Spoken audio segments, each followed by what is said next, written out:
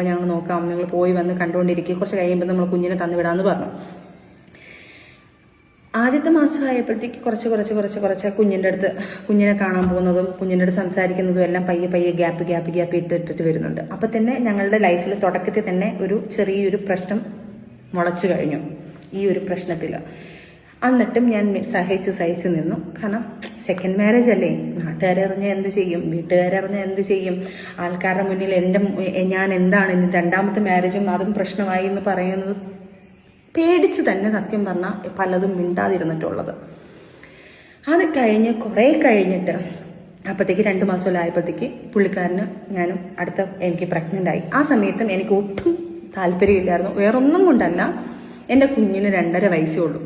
ആ സമയത്ത് എനിക്ക് രണ്ടാമതൊരു കുഞ്ഞെന്ന് പറയുമ്പം അവൾക്ക് കൊടുക്കുന്ന ഒരു കുറച്ചുകൂടെ ആയിക്കഴിഞ്ഞാൽ ഒരു 5 വയസ്സൊക്കെ ആയിക്കഴിഞ്ഞാൽ ഒരു കുഞ്ഞുണ്ടാവുന്നത് എന്നുള്ളത് പറഞ്ഞാൽ ആ ഒരു സാധനമാണ്. അതും ഞാൻ പുള്ളിക്കാരൻ്റെ അടുത്ത് ആദ്യം പറയുന്നുണ്ട്. അപ്പോൾ പുള്ളിക്കാരൻ അപ്പം പറഞ്ഞു, സച്ചിന എനിക്ക് എൻ്റെ മോളെ കിട്ടുന്നില്ല.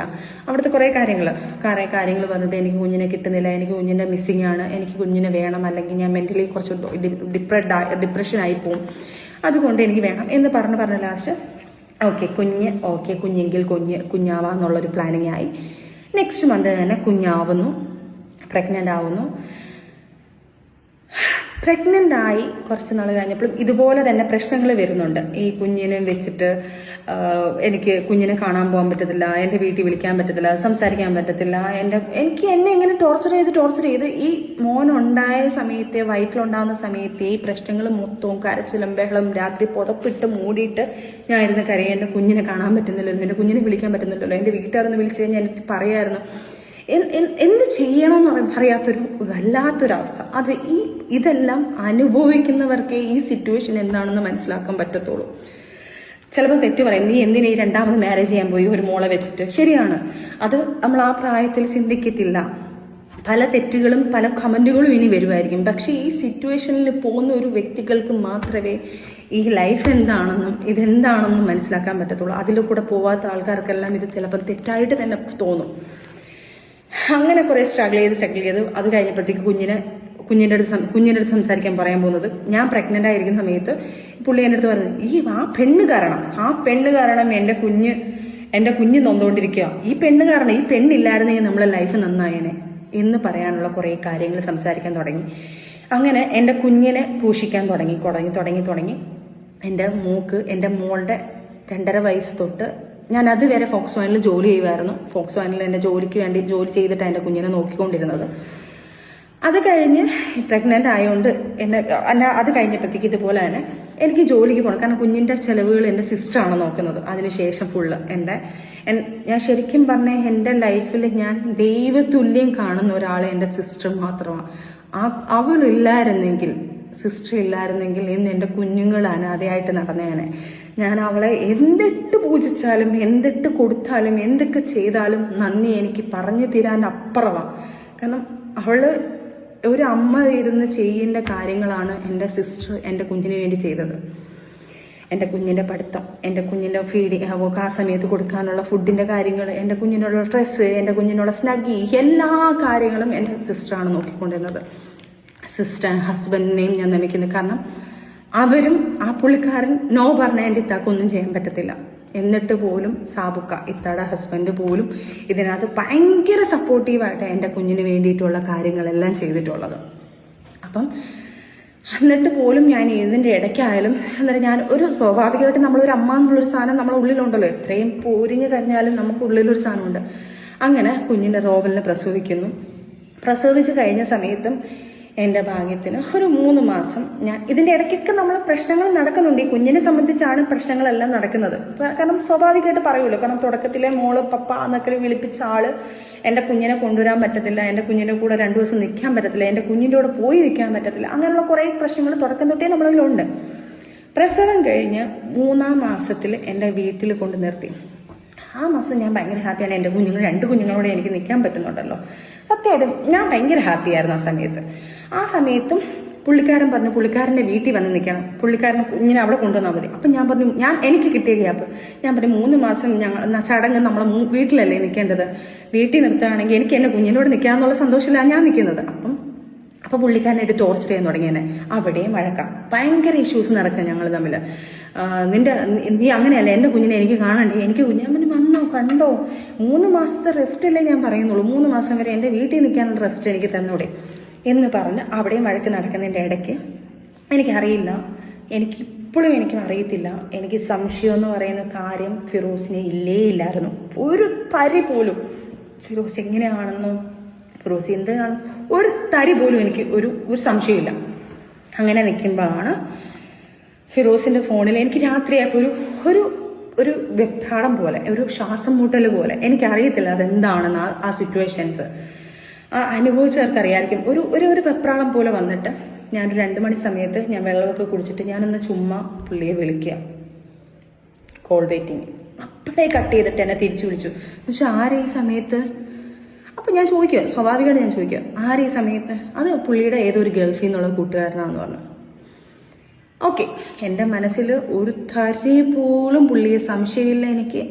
ഞാൻ ഓക്കെ എന്ന് പറഞ്ഞു വെച്ചെങ്കിലും ഉള്ളിലൊരു പിടപ്പുണ്ട്. ആരായിരിക്കും, എന്തിനാ വിളിച്ചത്? ഒരു സംശയത്തിൻ്റെ എവിടെയെങ്കിലും ഒരു സാധനം ഇട്ടെങ്കിൽ എനിക്ക് അങ്ങനെ ഒരു സാധനം പറയാം. എനിക്ക് ആ സമയത്ത് അങ്ങനെ പോലും ഇല്ല. പക്ഷെ എന്തുകൊണ്ടാണെന്ന് എനിക്കറിയത്തില്ല, എനിക്ക് ഭയങ്കര ടെൻഷൻ കയറി. അത് ആ വിളിക്കുന്നത് എൻ്റെ പഴയ ഞാൻ ടാബ് എന്ന് പറഞ്ഞൊരു സാധനം ഉണ്ടല്ലോ, ആ ടാബിനകത്ത് ഈ സിം ഇട്ടേക്കുന്നത്. അപ്പോൾ ആ ടാബ് ഓൾറെഡി ഞാൻ വർക്ക് ചെയ്തുകൊണ്ടിരുന്ന സമയത്ത് വർക്കിൻ്റെ എല്ലാ സാധനങ്ങളും അതിനകത്തായിരുന്നു. ഞാൻ ഫോക്സ് വാനിൽ CRM ആയിട്ട് വർക്ക് ചെയ്തിട്ടുണ്ടായിരുന്നു. ആ സമയത്തുള്ള എല്ലാ ഫയലും ഞാൻ എനിക്ക് ഫോണിൻ്റെ കാട്ടിലും ടാബിനെ കുറിച്ചാണ് ഏറ്റവും കൂടുതൽ അറിയാം. ആ ടാബാണ് എൻ്റെ ലൈഫിൽ എൻ്റെ വർക്കിൻ്റെ കാര്യങ്ങളെല്ലാം ചെയ്യുന്നത്. ആ ടാബിലാണ് ഫിറോസ് ഈ കോൾ ചെയ്യുന്നത്. ഓക്കെ, രാവിലെ ആയപ്പം എനിക്കെന്തോ ഒരു പ്രശ്നം തോന്നി. ഞാൻ ചോദിച്ചു, ആരെയാണ് വിളിച്ചത്? അത് ഞാൻ തലേന്ന് പറഞ്ഞത് ദുബായിൽ നിന്നാണ്, അടുത്ത ദിവസം പറയുന്നത് ഖത്തറിൽ നിന്നാണ്, അല്ല ലണ്ടനിൽ നിന്നാണോ, അങ്ങനെ എന്തോ ഒരു സംഭവം. അത് മിസ്മാച്ച് ആയിട്ട് പറഞ്ഞു. അവിടെ എനിക്ക് സംശയം തോന്നി. ഞാൻ നേരെ അവരുടെ വീട്ടിൽ പോയി ടാബ് മേടിച്ച് ഞാൻ പറഞ്ഞു, എനിക്കെന്തോ സംശയം തോന്നുന്നു. അപ്പോൾ എൻ്റെ അടുത്ത് നിനക്ക് സംശയം, നീ എന്താ ഇങ്ങനെ കാണിക്കുന്നത്, നീ ഇങ്ങനെയൊക്കെ കാണിക്കുന്നുള്ളോ പറഞ്ഞിട്ട് പ്രശ്നം ഉണ്ടാക്കി. ഞാൻ ഈ ടാബും കൊണ്ട് റൂമിലോട്ട് കയറിയിട്ട് ഈ ഫുള്ള് റെക്കോർഡിങ് ഓൾറെഡി ഉള്ളതാണ് ഈ ഫോണിൽ.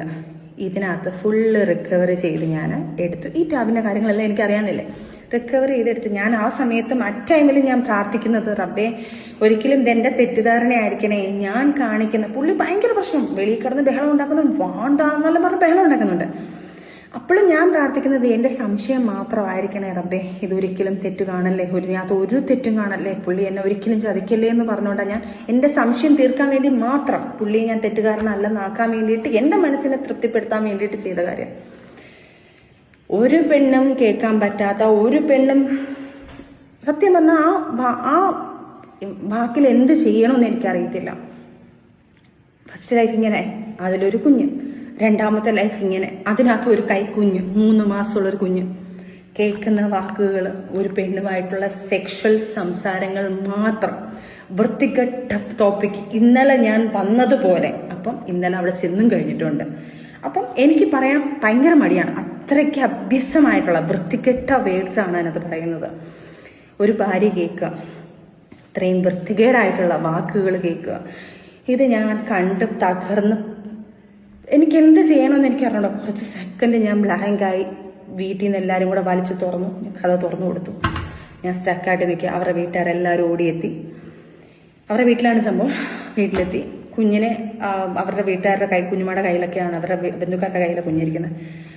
ഞാനങ്ങ് പൊട്ടിക്കരഞ്ഞിട്ട് ഞാൻ പറഞ്ഞു, ഇങ്ങനെയൊക്കെയാണ് സംഭവിച്ചിരിക്കുന്നത്, എനിക്ക് എന്ത് ചെയ്യണമെന്ന് എനിക്കറിയത്തില്ല, രണ്ടാമത്തെ ലൈഫും ഇങ്ങനെ ആയിപ്പോയോ എനിക്കറിയില്ല, ഞാൻ എൻ്റെ കുഞ്ഞ് എല്ലാം ഞാൻ ഭ്രാന്തിയാവുക. അപ്പം അവിടെ കുറച്ച് ഇൻസിഡൻസ് നടന്നു. അത് ഞാൻ വേറെ ആരെയും ഫാമിലിയൊന്നും ഞാൻ ഇടുന്നില്ല. അവരൊന്നും അറിയുന്നില്ലല്ലോ കാര്യങ്ങൾ. അവരും പോട്ടെ, സ്വാഭാവികം, മക്കളാവുമ്പോൾ സപ്പോർട്ട് ചെയ്യുമായിരിക്കാം, അതിനെന്തോ ആട്ടെ. അതൊന്നും ഒരിക്കലും അവരൊന്നും ഞാൻ ഇതിനകത്ത് വലിച്ചു വയ്ക്കുന്നില്ല. കാരണം അവരൊക്കെ ഇപ്പോഴും എന്നെ സ്നേഹിക്കുന്ന ആൾക്കാർ തന്നെ. അതുകൊണ്ട് ഞാൻ അവരാരെയും വലിച്ചിടുന്നില്ല. അവിടെ ഒരു ഇൻസിഡൻറ്റ് നടന്നു. ആ സമയത്ത് എനിക്ക് പറ്റുന്നില്ല, എനിക്കറിയില്ല. അവിടെ ഇരുന്നൊരു ബ്ലേഡ് എടുത്ത് ഞാൻ കൈ ഭയങ്കരമായിട്ട് മുറിച്ചു. എനിക്ക് ജീവിക്കണ്ട, കാരണം എനിക്ക് വേറെ ഒന്നും ഞാൻ ചിന്തിക്കുന്നില്ല. ഞാൻ ഭയങ്കര ബ്ലാങ്ക് ആയിപ്പോയി. അങ്ങനെയാണ് എനിക്കൊന്ന് ബിഗ് ബോസിൽ വരുന്ന സമയത്ത് എല്ലാവർക്കും അറിയാം, എൻ്റെ കയ്യിലൊരു വലിയ പാടുണ്ടായിരുന്നു, 22 സ്റ്റിച്ചുള്ള പാടാണ്.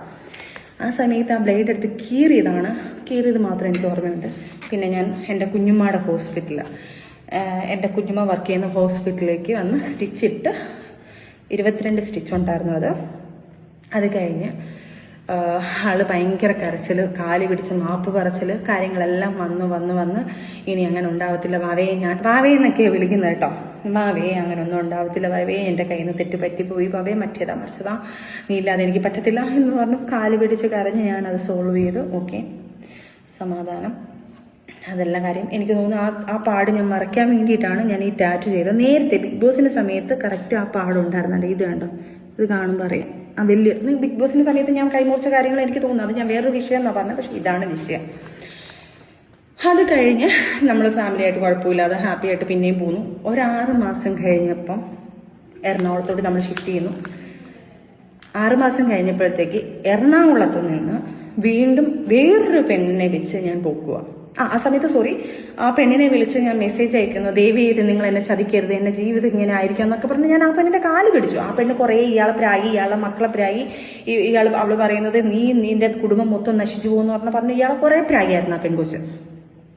അത് കഴിഞ്ഞ് അതെല്ലാം സോൾവായി. നമ്മൾ ഫാമിലി പിന്നെയും ഹാപ്പി ആയിട്ട് പോകുന്നതിന് ശേഷം 6 മാസം ശേഷം നമ്മളൊരു ആ സിനിമ സെറ്റ് ഞാൻ പറയുന്നില്ല, ആ സിനിമ സെറ്റില് ഒരു ഇപ്പം ഫേമസ് ആയി നിൽക്കുന്ന ബിഗ് ബോസ് കണ്ടസ്റ്റന്റ് ഒരു കോസ്റ്റ്യൂമർ ഡിസൈനറാണ്. ഞാൻ ആരാന്നൊന്നും പറയുന്നില്ല, അവരെ ആരെയും ഞാൻ എടുത്ത് വെളിയിലിടുന്നില്ല. ആ ഒരു സിനിമ സെറ്റിൽ വെച്ച് പരിചയപ്പെടുന്നു, നമ്മളും കണ്ടിട്ടുണ്ട്. അവിടെ നിന്നുള്ള മേക്കപ്പ് ആർട്ടിസ്റ്റുകളെ നമ്മൾക്കറിയാം. അവരെല്ലാം കൂടെ വിളിച്ചിട്ട് ഒരു ദിവസം എടുത്തോളൂ, സജന ഫിറോസിനെ ഒന്ന് ശ്രദ്ധിച്ചോണേ, ഇങ്ങനെയുള്ള കുറച്ച് കാര്യങ്ങൾ ഞങ്ങൾ കേൾക്കുന്നുണ്ടെന്ന്. ഞാൻ സ്റ്റക്കായി, ഞാൻ മിണ്ടയില്ല. ഞാൻ രണ്ടാമതും സ്റ്റക്കായി നിൽക്കുക, എന്താണെന്നുള്ളത് എനിക്കൊരു പിടുത്തമില്ലാതിരിക്കുക. അങ്ങനെ അതിനെക്കുറിച്ചുള്ള സെർച്ചിങ് എടുത്തു. അവരെൻ്റെ അടുത്ത് പറഞ്ഞു ഈ സമയത്ത് ഒരു കോള് വന്നിട്ടുണ്ടെന്ന് പറയുന്നു. ആ സമയത്തുള്ള കാര്യങ്ങൾ എടുക്കുന്നു. നമ്മൾ കൊല്ലത്തോട്ട് വരുന്നു. കൊല്ലത്ത് വരുന്നപ്പോഴത്തേക്ക് പുള്ളിക്കാരൻ്റെ കൂട്ടുകാരനെ കാണാൻ വേണ്ടി പോകുന്നു എന്ന് പറഞ്ഞുകൊണ്ട് ഇറങ്ങി പോകുന്നു. പോയി കഴിഞ്ഞപ്പോഴും ഞാൻ ഓക്കെ കൂട്ടുകാരനെ കാണാൻ പോയില്ല. അപ്പോൾ എന്നെ വിളിച്ചിട്ട് എൻ്റെ ഫോൺ സ്വിച്ച് ഓഫ് ആയിരിക്കും, ഞങ്ങൾ പോകുന്നിടത്ത് റേഞ്ച് ഇല്ല എന്നൊക്കെ പറയുന്നു. ആ കൂട്ടുകാരൻ എൻ്റെ ഫ്രണ്ടായിരുന്നു. ആ പുള്ളിക്കാരൻ്റെ ഫോണിൽ പുള്ളിക്കാരനെ കിട്ടാത്തതുകൊണ്ട് ഞാൻ വിളിക്കുന്നു. പുള്ളിയുടെ ജിമ്മേറ്റ് ഫ്രണ്ടാണ്. അവരെല്ലാം പിന്നെ കാണും, അവർക്കൊക്കെ ഈ സത്യാവസ്ഥ അറിയാം. അവിടെ വെച്ച് അവർ സംസാരിക്കുമ്പം ഈ കോൾ എന്നെ എൻ്റെ ആ ഷൂട്ടിംഗ് ലൊക്കേഷനിലുള്ള എൻ്റെ ആ ഫ്രണ്ട് കോസ്റ്റ്യൂമർ ഒരു പുള്ളിക്കാരി എന്നെ വിളിച്ച് പറയുന്നു, സജിന ഫിറോസും ഇന്ന ആളും കൂടെ ഭയങ്കര സംസാരം, മാറി നിന്ന് ചിരിയും കളിയും ഭയങ്കര കുറച്ച് സംഭവങ്ങൾ പറയുന്നുണ്ട്, ഫിറോസ് എവിടെയാണ്, നീ ശ്രദ്ധിക്കണേ എന്ന് ഞാൻ പറഞ്ഞതല്ലേ എന്ന് പറഞ്ഞു. ഞാൻ പറഞ്ഞു ഫിറോസ്ക്കാരുടെ ഫോണിൽ അതിന് റേഞ്ച് ഇല്ലല്ലോ, ഫിറോസ്ക്കാരുടെ ഫോൺ അതിന് സ്വിച്ച് ഓഫ് അല്ലേ? എനിക്കറിയില്ല, പക്ഷെ ഫിറോസ് തന്നെയാണ് അവിടെ വിളിക്കുന്നത്. അവർ സംസാരിക്കുന്ന സംസാരങ്ങൾ ഭയങ്കരമാണ്. ഫിറോസ്ക്കാന്ന് വിളിച്ച് സംസാരിച്ചുകൊണ്ടിരിക്കുന്നുണ്ട്, നോക്കെന്ന് പറഞ്ഞു. അപ്പോൾ ഉടനെ ഞാൻ അവൻ്റെ ഫ്രണ്ടിൻ്റെ ഫോണിൽ വിളിച്ചപ്പോൾ കോൾ വെയിറ്റിംഗ്. അങ്ങനെ അതും കുറേ പ്രശ്നങ്ങൾ വന്നു. കുറേ ഞാൻ പെട്ടെന്ന് ചുരുക്കമാണ്, കാരണം നിങ്ങൾ കേട്ട് നിങ്ങൾക്കും മടുക്കണ്ട എന്നുള്ളതാണ്. അവിടെയും കുറേ കാര്യങ്ങൾ വന്ന് അവിടെ നിന്ന് ഞാൻ പുള്ളിക്കാരൻ്റെ ഫോൺ ഇതാക്കുന്നു, അവനെ വിളിച്ചിരിക്കുന്ന റെക്കോർഡ് ചേർക്കുന്നു, ആ പെൺകൊച്ചിനുമായിട്ട് സംസാരിക്കുന്ന റെക്കോർഡ് എടുക്കുന്നു. അവരുമായിട്ട് സംസാരങ്ങളായി. ഞാൻ ആ പെണ്ണിനെ വിളിച്ച് വഴക്കായി. ഞാൻ ഇങ്ങനെ ലൈഫിൽ നിന്ന് ഒരു പ്രശ്നം ഉണ്ടായി, എൻ്റെ കൈ മുറിച്ച് ഞാൻ ഇങ്ങനെയൊക്കെയുള്ള സംഭവങ്ങൾ ഉണ്ടാക്കി, ഇങ്ങനെയൊക്കെ ലൈഫ് ഉണ്ടായി വന്നിരിക്കുകയാണ്, എന്നെ ദയവ് ചെയ്ത് അതൊന്ന് എൻ്റെ ലൈഫ് നശിപ്പിക്കില്ലേ എന്ന് പറഞ്ഞു. ആ കൊച്ചിൻ്റെ അടുത്ത് കരഞ്ഞു. ആ കൊച്ചും പറഞ്ഞു എൻ്റെ അടുത്ത് ഒന്ന് സോറി ചെയ്താൽ ഞാൻ അങ്ങനെ എങ്ങനെയാണെന്നെല്ലാം പറഞ്ഞു. ആ കൊച്ചും കുറേ കാര്യങ്ങൾ പറഞ്ഞു. അത് വിട്ടു. അന്നും ഇതുപോലെ ഞാൻ സൂയിസൈഡിന് വേണ്ടി നോക്കി. കാരണം ജീവിതത്തിൽ എനിക്ക് മുന്നോട്ട് വേറൊരു മാർഗ്ഗമില്ല. കാരണം ആദ്യത്തെ ഒരു ലൈഫ് അങ്ങനായി, അതിനകത്തൊരു കുഞ്ഞ്, രണ്ടാമത്തെ ലൈഫ് ഇങ്ങനായി, അതിനകത്ത് ഒരു കൈക്കുഞ്ഞായി. എനിക്ക് എന്ത് ചെയ്യുമെന്നൊരു ഒരു പിടുത്തവും ഇല്ല. എൻ്റെ മുന്നിലോട്ട് എന്താണെന്നുള്ളത് എനിക്കൊരു ഇല്ല. എൻ്റെ വീട്ടുകാരെന്ത് പറയും, നാട്ടുകാരെന്ത് പറയും, ആൾക്കാർ ഇനി രണ്ടാമതും ഇങ്ങനെ വരുമ്പം നമ്മളെക്കുറിച്ച് നമ്മൾ അന്നത്തെ ഒരു നാട്ടുമ്പുറത്തുകാരി പോലെ ആണല്ലോ. അപ്പം തീർച്ചയായിട്ടും നാട്ടുകാർ പറയണേ ഇനി അടുത്ത ലൈഫിലും എന്തെങ്കിലും ആയി എൻ്റെ വീട്ടിൽ വന്ന് നിൽക്കുമ്പം ആൾക്കാർ പറയാൻ പോകുന്നത് എന്നെ ആയിരിക്കും, ഞാൻ എൻ്റെ കാരണം കാണാണ് രണ്ടാമതും ലൈഫ് ഇങ്ങനെ ആൾക്കാർ പറയും സ്വാഭാവികമായിട്ട്. അതുകൊണ്ട് സഹിച്ച് പിന്നെയും കുറേ ശ്രമിച്ചു. പിന്നെയും കാലുപിടുത്തവും കരച്ചിലും, പിന്നെയും പൊക്കുന്നു, പിന്നെയും കരയുന്നു, പിന്നെയും പുറകുന്നു. ഇതിൻ്റെ ഇടയ്ക്ക് പിന്നെ ഒരു വലിയൊരു ബ്രേക്കപ്പ് ആവുന്നു. ഒരു 6 months ഞങ്ങൾ പിരിഞ്ഞു നിൽക്കുന്നു, പിന്നെ ഞങ്ങൾ പിന്നെ ഒരുമിക്കുന്നു. ഇങ്ങനെ തന്നെയാണ് കടന്നു പോകുന്നത്. ഇതിൻ്റെ ഇടയ്ക്ക് എൻ്റെ കുഞ്ഞുങ്ങൾ വളർന്ന് വലുതായിക്കൊണ്ടിരിക്കുന്നു. പിന്നെ ആയപ്പം എൻ്റെ കുഞ്ഞിനെ ഞാൻ സ്ട്രോങ് ആയിട്ട് ഞാൻ വർക്കിന് ഇറങ്ങാൻ പോകുന്നു. ഞാൻ ഇതിൻ്റെ ഹോണ്ട ഷോറൂമിൽ കയറുന്നു. അവിടെ ജോലിക്ക് കയറിയ സമയത്ത് ഞങ്ങളൊരു റെൻ്റൽ ഹൗസിലോട്ട് മാറി. ഇവരും ഒരു റെൻ്റൽ ഹൗസിലായിരുന്നു. അവിടുന്ന് ഫാമിലി എല്ലാം കൂടെ നിൽക്കുന്നതുകൊണ്ട് ഞങ്ങൾ വേറൊരു റെൻ്റൽ ഹൗസിലോട്ടായി. അവിടുന്ന് ഞങ്ങൾ എറണാകുളത്തൊക്കെ പോയിട്ട് തിരിച്ച് കൊല്ലത്ത് വന്ന് വേറൊരു റെൻ്റൽ ഹൗസ് എടുക്കുന്നു. വന്ന് ഞാൻ ജോലിക്ക് കയറുന്നു. എൻ്റെ ലക്ഷ്യം ജോലിക്ക് കയറുക എന്നുള്ളത് എൻ്റെ കുഞ്ഞിനെ ചിലവിന് കൊടുക്കണം. കാരണം ഒരാളുടെ ഭർത്താവെന്ന് പറഞ്ഞാൽ അയാളുടെ കയ്യിൽ നിന്ന് ചിലവിന് മേടിക്കുന്നത് മോശമല്ലേ. അപ്പം എനിക്ക് അയാളുടെ കയ്യിൽ നിന്ന് കൊടുക്കാതെ എൻ്റെ കയ്യിൽ നിന്ന് കൊടുക്കണമെന്ന് പറഞ്ഞാൽ ഞാൻ ജോലിക്ക് കയറുന്നു. സത്യവാസ്തവം 20,000 സാലറി ഉള്ളതിന് ഞാൻ 15,000 സാലറി ഉണ്ടെന്നേ പറഞ്ഞിട്ടുള്ളൂ. കാരണം എന്ന് വെച്ച് കഴിഞ്ഞാൽ എനിക്ക് പേടി 5,000 രൂപ കൊടുക്കേണ്ട. കുഞ്ഞിനെ തന്നെ ഇപ്പം തന്നെ പറയുന്നുണ്ട് കുഞ്ഞു കാരണമാണെന്ന് പറയുമ്പം അത് വേണ്ടാന്ന് പറഞ്ഞുകൊണ്ട് ഞാൻ 15,000 രൂപ എന്ന് പറഞ്ഞു. ഞങ്ങൾ അവിടുത്തെ മാനേജറിനടുത്തും ഞങ്ങൾ അവിടുത്തെ ചേച്ചിമാർത്തൊക്കെ പറഞ്ഞു എൻ്റെ സാലറി ഇത്രയാണെന്ന് പറയണേ എന്ന് പറഞ്ഞിട്ട് 15,000 രൂപ ഞാൻ പറഞ്ഞു. അത് കഴിഞ്ഞ് ഞാൻ അതിനകത്ത് 5,000 കുഞ്ഞിന് വേണ്ടി ചിലവിന് ഉമ്മിക്ക് കൊടുക്കാൻ നോക്കുന്നു. അതിൻ്റെ ഇടയ്ക്ക് അതുപോലെ തന്നെ വേറൊരു കാര്യം ഇപ്പോൾ ഓർമ്മ വന്നപ്പം വീഡിയോ എല്ലാം എടുത്തു കഴിഞ്ഞതിന് ശേഷമാണ് ആ ഒരു കാര്യം ഓർമ്മ വന്നത്. ഞാൻ ശരിക്കും പറഞ്ഞാൽ നമുക്ക് 1, 2, 3, 4, 5 ഒക്കെ ആണെങ്കിൽ നമ്മൾ ഓർത്ത് വെക്കും ഓരോ കാര്യങ്ങൾ. ഇത് ഓരോ ഇൻസിഡൻറ്റ് വരുമ്പോഴാണ് ശരിക്കും പറഞ്ഞാൽ ഞാനിങ്ങനെ വീഡിയോ ട്രോൾ ചെയ്തിങ്ങനെ നോക്കിക്കൊണ്ടിരുന്നപ്പോഴാണ് ആ ഒരു ഇൻസിഡൻറ്റ് ചിലപ്പോൾ മേ ബി അതൊരു കോയിൻസിഡൻ്റ് ആയിരിക്കാം. ചിലപ്പോൾ ആ ഒരു വ്യക്തിയെ ആ സമയത്ത് ഇത്രയും നാൾ ഞാൻ ഒരു ബ്രേക്കിന് ശേഷമാണ് ആ ഒരു ഒരു ഒരു നാൾ ഞാൻ ഒരു സിനിമയിൽ മാത്രമേ ഉള്ളൂ പുള്ളിക്കാരി കണ്ടിട്ടുള്ളത്. അതിനുശേഷം ഇപ്പോഴാണ് ഞാൻ അതിനെ കാണുന്നത്. ആ ഇൻസിഡൻറ്റും ചിലപ്പം എനിക്ക് നല്ലതിനായിരിക്കാം മേ ബി ആ സാധനം എനിക്ക് കൊണ്ടിട്ടത്. കാരണം നമ്മൾ മറന്നു പോകും. കാരണം കുറേയൊക്കെ നമ്മൾ 1, 2, 3 സാധനങ്ങളൊക്കെ ആണെങ്കിൽ നമ്മളിങ്ങനെ ഓർത്തോർത്ത് വെക്കും. ഇത് ഒത്തിരി ഉള്ളതുകൊണ്ട് ഞാൻ മറന്നുപോയി. അത് പറയാതിരിക്കാൻ പറ്റാത്തൊരു കാര്യമാണത്. ഞാൻ സൂര്യജോഡി നമ്പർ 1 എന്ന് പറഞ്ഞാൽ സൂപ്പർ ജോഡിയാണോ സൂര്യജോഡിയാണെന്ന് പറഞ്ഞൂടാ. നമ്മളുടെ ബഷീർ ബാഷി അങ്ങനെ അവരെല്ലാം ഉള്ള സീസണിൽ എനിക്ക് തോന്നുന്നു അതിനകത്ത് കുറേ ആർട്ടിസ്റ്റുകളുണ്ടായിരുന്നു. മൃദുല ഉണ്ടായിരുന്നു, നമ്മളുടെ ബിഗ് ബോസിലെ നമ്മളുടെ ജിഷിൻ ചേട്ടനുണ്ടായിരുന്നു, പ്രമോദേട്ടനുണ്ടായിരുന്നു. അങ്ങനെ കുറേ ആർട്ടിസ്റ്റുകളുള്ള ഒരു പ്രോഗ്രാമായിരുന്നു. സൂര്യജോഡിയാണോ സൂപ്പർ ജോഡിയാണോ അതിൻ്റെ ഒരു നൈറ്റ് പാർട്ടി ഞങ്ങളെല്ലാം കഴിഞ്ഞിട്ട് ഞങ്ങൾ ഷൂട്ടെല്ലാം കഴിഞ്ഞിട്ട് നൈറ്റ് പാർട്ടി ഞങ്ങളെല്ലാവരും കൂടെ ഒരു ദിവസം എല്ലാവരും അതിനകത്തുള്ളവരെല്ലാവരും കൂടെ കൂടി ഞങ്ങളെല്ലാവരും കൂടെ അടിച്ചു പൊളിക്കാൻ വേണ്ടി അതിനകത്ത് നിന്നിട്ടുണ്ടായിരുന്നു. അപ്പോൾ ആ അടിച്ചുപൊളിയുടെ ഇടയ്ക്കൊരു ഇൻസിഡൻറ്റ് ഇതുപോലെ ഉണ്ടായിട്ടുണ്ട്. കാരണം ഇതൊക്കെ ഒരു തെളിവാണ്. കാരണം ഇയാളിനി പറഞ്ഞുണ്ടാക്കി ഇതൊക്കെ കള്ളത്തരമാണ്. കാരണം ഇതിനൊന്നും തെളിവെന്ന് പറഞ്ഞു കഴിഞ്ഞാൽ കാണിക്കാൻ ഈ മുറിവുകൾ കാര്യങ്ങളൊക്കെ ഉള്ളൂ. നമ്മൾ വായാൽ പറയുന്ന കാര്യങ്ങളെ നമ്മുടെ കയ്യിലുള്ളൂ. അതുകൊണ്ടാണ് ഇതൊരു തെളിവാണ്. ആ ഇൻസിഡൻറ്റ് പോലും ഞങ്ങളെല്ലാവരും കൂടി ഇങ്ങനെ പാർട്ടിക്ക് ഇരുന്ന് ഞങ്ങളെല്ലാവരും കൂടെ രസമായിട്ട് തമാശയൊക്കെ കളിക്കുന്നു. പെണ്ണുങ്ങളെല്ലാം മറ്റേ ജ്യൂസ് കുടിക്കുന്നു, ആണുങ്ങൾ ഡ്രിങ്ക്സ് കുടിക്കുന്നു. അതിനകത്ത് ഡ്രിങ്ക്സ് കുടിക്കുന്ന ആൾക്കാർ ഡ്രിങ്ക്സ് കുടിക്കുന്നു. അങ്ങനെ കുറേ കാര്യങ്ങൾ നടക്കുന്നുണ്ട് അതിനകത്ത്. നമ്മളെല്ലാവരും കൂടെ ആർട്ടിസ്റ്റുകളെല്ലാവരും എൻജോയ് ചെയ്യുന്നൊരു ടൈം. എല്ലാവരും കൂടെ ഷൂട്ടൊക്കെ കഴിഞ്ഞ് നമ്മളുടെ എക്ടിക്സ് ഷൂട്ടൊക്കെ കഴിഞ്ഞ് നമ്മളിരിക്കുകയാണ്. ആ സമയത്ത് ഇതുപോലൊരു ഇൻസിഡൻറ്റ് ഞങ്ങളെല്ലാം ഇങ്ങനെ കട്ടിലൊക്കെ എല്ലാവരും കൂടെ മിക്സ് ഓഫ് ആയിട്ടിരിക്കുന്നു. ചിലവർ അകത്ത് കയറി സിഗരറ്റ് വലിക്കുന്നു. അതുപോലെ ചിലവർ വന്ന് ഇങ്ങനെ അങ്ങനെ ഓരോ കാര്യങ്ങളും അതിനകത്ത് ആൾക്കാർ അതിനകത്ത് വേറെ അനാവശ്യങ്ങളൊന്നും വന്നിട്ടില്ല കേട്ടോ. അതിനകത്തുണ്ടെങ്കിൽ അതിനകത്തുള്ള ആൾക്കാരെല്ലാം ഡ്രിങ്ക്സ് കുടിക്കുന്നുണ്ട്, സിഗരറ്റ് വലിക്കുന്നുണ്ട്. അല്ലാതെ അതിനകത്ത് ഒരു അനാവശ്യമില്ല. ഇനിയിപ്പോൾ ഞാൻ സിഗരറ്റ് വലിക്കുന്നു എന്ന് പറയുമ്പോൾ അത് വേറെ എന്തെങ്കിലും ആൾക്കാരെ കൂട്ടി പറയണ്ട എന്ന് പറയാൻ വേണ്ടിയിട്ടാണ്. അപ്പം പോന്നു വരുന്നു. അപ്പം ഞാൻ ഇങ്ങനെ നമ്മളെല്ലാം തമാശ പറഞ്ഞ് ഞങ്ങളെല്ലാം ചിരിച്ചുകൊണ്ടിരുന്നപ്പം ജിഷിൻ ചേട്ടൻ ഇവരൊക്കെ എന്നെ ഇങ്ങനെ നോക്കിയിട്ട് ഒരു പക്ഷേ ജിഷിൻ ചേട്ടനൊക്കെ ഇത് വെളിയിൽ വന്ന് പറയുമെന്ന് തോന്നുന്നു. ആ ഇൻസിഡൻറ്റ് എല്ലാവരും കൂടെ ഇങ്ങനെ സ്റ്റക്കായിട്ട് നോക്കാം. അപ്പം ഞാനിതെന്താ നോക്കിയിട്ട് ഞാൻ നോക്കിയിട്ട് ഞാൻ കറക്റ്റ് കണ്ണാടിയിൽ കാണും. ബാത്റൂമിൻ്റെ ഒരു സൈഡിൽ ഇവിടെ ഒരു ഈ സൈഡിലൊരു അലമാരി ഇരിപ്പുണ്ട്. അലമാരിയുടെ ഡോർ ഇങ്ങനെ ഓപ്പണായി കിടക്കുകയാണ്. ഈ സൈഡിൽ ഓപ്പണായി കിടക്കുമ്പോൾ ഇതിനകത്തുള്ള മിററിൽ നിന്ന് നേരെ നമ്മൾ ആ ബാത്റൂമിലോട്ട് റിഫ്ലക്റ്റ് ചെയ്ത് ഇങ്ങനെ കാണാൻ പറ്റും. ഇങ്ങനെ അത് എനിക്ക് അതിനോട് പറഞ്ഞാൽ മനസ്സിലാവും. ചിലപ്പോൾ നമ്മളിങ്ങനെ കാണുമ്പോൾ ആ കണ്ണാടിയിൽ കൂടെ ബാത്റൂം കാണാൻ പറ്റുന്നത്. അപ്പോൾ ഈ പുള്ളിക്കാരി ആരാന്ന് ഞാൻ പറയുന്നില്ല. അത് ആ ടീമിന് എല്ലാവർക്കും അറിയാം. ഈ പുള്ളിക്കാരിയും ഫിറോസ് ഖാനും കൂടെ അവിടെ നിന്നിട്ട് സിഗരറ്റ് വലിച്ചിട്ട് കൊടുക്കുന്നു, ഫ്രഞ്ച് അടിക്കുന്നു.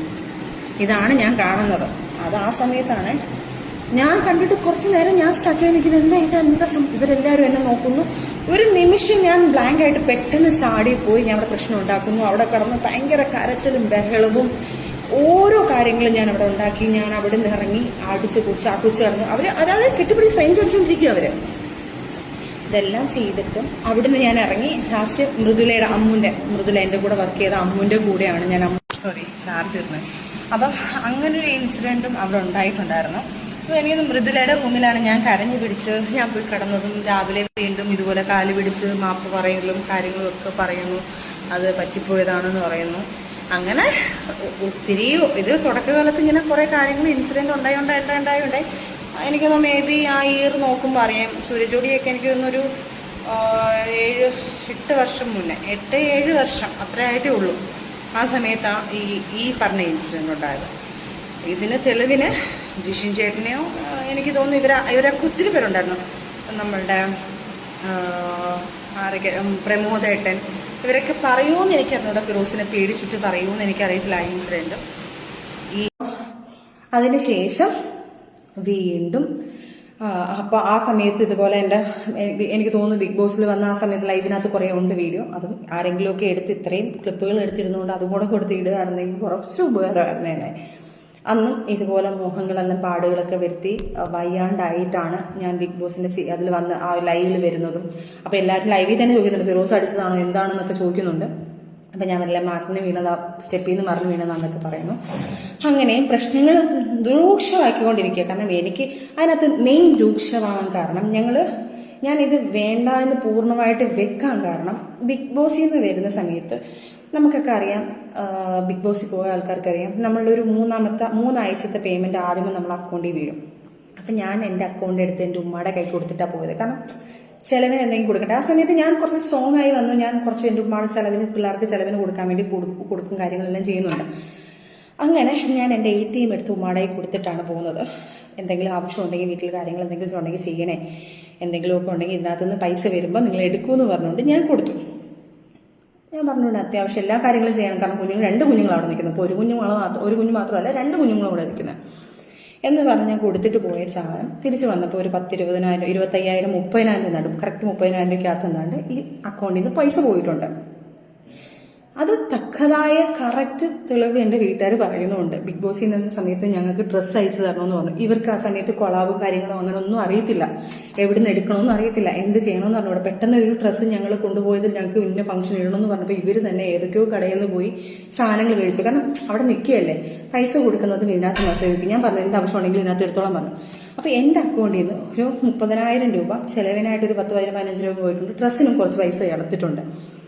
അതും പറഞ്ഞ് ഫിറോസ് അങ്ങ് ടോർച്ചറിങ് തുടങ്ങി. നിൻ്റെ വീട്ടുകാരെടുത്ത് നശിപ്പിച്ചു, നിൻ്റെ വീട്ടുകാർക്ക് നിൻ്റെ മൂക്ക് മറ്റേത് മറിച്ചതെന്ന് പറഞ്ഞ് എനിക്ക് ടോർച്ചറിങ് തരാൻ തുടങ്ങി. എന്നിട്ടും ഞാനിതെല്ലാം കഴിഞ്ഞ് ഞാൻ ഈ പൈസയൊക്കെ കൊടുത്തു. ഈ സമയത്ത് നമുക്ക് മെൻ്റലി കുറച്ച് ഞങ്ങൾ ഭയങ്കര പ്രശ്നമാണ്. ഞങ്ങൾ തമ്മിൽ പിരിഞ്ഞു നിൽക്കുന്നു. പോട്ടെ, ഞാൻ ഓർത്ത് കുഞ്ഞിന് വേണ്ടി പിന്നെയും സഹിക്കാം. പ്രോഗ്രാം വരുന്നു, ഞാൻ സീരിയലിൽ ചേർന്നു. സീരിയലിൽ കയറുമ്പോൾ എൻ്റെ കൂടെ വർക്ക് ചെയ്യുന്ന ആൾക്കാർ സീരിയലിൽ തന്നെ ഇപ്പം സീരിയലിൽ എൻ്റെ കൂടെ നിൽക്കുന്ന ടീമിനെല്ലാം മനസ്സിലാവും. ഇഷ്ടം മാത്രമല്ല പ്രണയവർണ്ണം എന്നുള്ള പറഞ്ഞ സീരിയൽ അവരുടെ എല്ലാവർക്കും അറിയാം, അവർക്കൊക്കെ അറിയാം. ഈ പുള്ളിക്കാരൻ വന്ന് എൻ്റെ കൂടെ ഇരിക്കും. സംശയമാണ് പുള്ളിക്കാരൻ ചെയ്യുന്നതോ പോരട്ടെ, എന്നെ സംശയമാണ്. ഓക്കെ, കുഴപ്പമില്ല, എനിക്ക് ഭയങ്കര സന്തോഷം. അപ്പോൾ ഞാൻ പറയുന്നത് ആ ലിക്ക എന്നെ ഭയങ്കര കാര്യം അതുകൊണ്ടാണ് എൻ്റെ കൂടെ വന്നിരുന്നു. അവിടെ ഇരുന്ന് ഞങ്ങളുടെ കൂടെ അപ്പോഴും എനിക്ക് നാണയക്കട പുള്ളി ഒരു ആർട്ടിസ്റ്റ് അല്ലേ, ഇവിടെ വന്ന് നിൽക്കുമ്പോഴത്തേക്ക് പുള്ളിയല്ലേ അളക്കുന്നത് അങ്ങനെ കുറച്ച് സംസാരങ്ങൾ അവിടെ നടന്നു. അപ്പോൾ ഞാൻ പറയുമ്പോൾ പുള്ളി പറയും, നീ അവനോട് മറ്റൊന്നുണ്ടാക്കാൻ വേണ്ടിയിട്ടില്ലേ, നീ ഇവനോട് ഇതുണ്ടാക്കാൻ വേണ്ടിയിട്ടില്ലേ, അങ്ങനെ നീ ഉണ്ടാക്കണ്ട. അപ്പം ഞാൻ പറയും, ഞാനല്ല ഫിറോസ്ക്ക് ഇതൊന്നും ചെയ്തിട്ടുള്ളത്, നിങ്ങളാണ് ഇതെല്ലാം ചെയ്തിട്ടുള്ളത്, നിങ്ങൾ എന്നെ തലയിലാക്കരുതെന്ന് പറഞ്ഞു അവിടുന്ന് വഴക്കിൽ തുടങ്ങി. പിന്നെ ഞാൻ എൻ്റെ വീട്ടിൽ ഈ കാര്യങ്ങളൊക്കെ പറഞ്ഞു. എനിക്ക് സമാധാനമില്ല. അങ്ങനെ ലാസ്റ്റ് നമ്മൾ ഡിവോഴ്സിലാവാന്നുള്ള തീരുമാനമെത്തി. അങ്ങനെ നമ്മൾ പിരിഞ്ഞു നിന്നു. ഇതിൻ്റെ ഇടയ്ക്ക് ഞാൻ ഇവനെ പിരിഞ്ഞ് ഞങ്ങൾ മാറി നിന്ന സമയത്ത് എൻ്റെ കൂടെ വർക്ക് ചെയ്യുന്ന ക്രൂവിനെ വിളിച്ചിട്ട് ഇവൻ പറയുന്നു, നീ അവനോട് പച്ചയ്ക്ക് പറയാൻ പറ്റാത്ത വാക്കുകൾ അവനെക്കുറിച്ച് പറഞ്ഞിട്ടുള്ളത്, നീ അവൻ്റെ കൂടെ കിടക്കുകയല്ലേടി, അവർ വിളിച്ചിട്ട് പല ആൾക്കാരും എന്നെ വിളിച്ചിട്ട് എനിക്ക് പല വർക്കുകൾ പോലും പോയിട്ടുണ്ട്. കാരണം ഇതെനിക്ക് പുറത്ത് പറയാൻ പറ്റാതെ, കാരണം പറഞ്ഞു കഴിഞ്ഞാൽ അവരും പേടിച്ചിട്ട് ആൾക്കാർ എന്തെങ്കിലുമൊക്കെ വിചാരിച്ച് ലാസ്റ്റ് എനിക്ക് വർക്ക് തന്നില്ല എന്ന് പറഞ്ഞാൽ ഞാനിത് ആർക്കും പറയത്തില്ല. അവർ വിളിച്ചിട്ട് എൻ്റെ സജിന ഞങ്ങൾക്കൊക്കെ ഒരു ഫാമിലി ഉള്ളതാണ്, അവൻ വിളിച്ചിട്ട് നിൻ്റെ കൂടെ അങ്ങനെ എങ്ങനെയാണെന്നൊക്കെ പറഞ്ഞ് ഞങ്ങളത് പറയുന്നത്, ദയവ് ചെയ്ത് നിങ്ങളില്ലെങ്കിൽ വേറെ വർക്ക് കിട്ടും എന്ന് പറഞ്ഞിട്ട് അവർ പല വർക്കുകൾ പല സീരിയൽസ് ആവട്ടെ സിനിമ ആവട്ടെ എല്ലാ കാര്യങ്ങളും ആൾക്കാരെ പറഞ്ഞ് എൻ്റെ ഫ്രണ്ട്സിനെ വിളിച്ചിട്ട് സംശയം ഞാൻ ആരെയും കൂടെ പോയി കഴിഞ്ഞാൽ ഇയാൾ വേണ്ടാന്ന് വെച്ച് നമ്മൾ പിരിഞ്ഞ ആൾക്കാരാണ്. എന്നിട്ട് ഇയാൾ എന്നെ വിടാതെ ടോർച്ചർ ചെയ്ത് എന്നെ ഡിവോഴ്സ് തരാൻ പറഞ്ഞാൽ ഡിവോഴ്സ് ചെയ്തില്ല, എനിക്ക് സമാധാനം തരാതെ ഇങ്ങനെ പുറകെ നടന്ന് ടോർച്ചർ ചെയ്തുകൊണ്ടിരിക്കുക.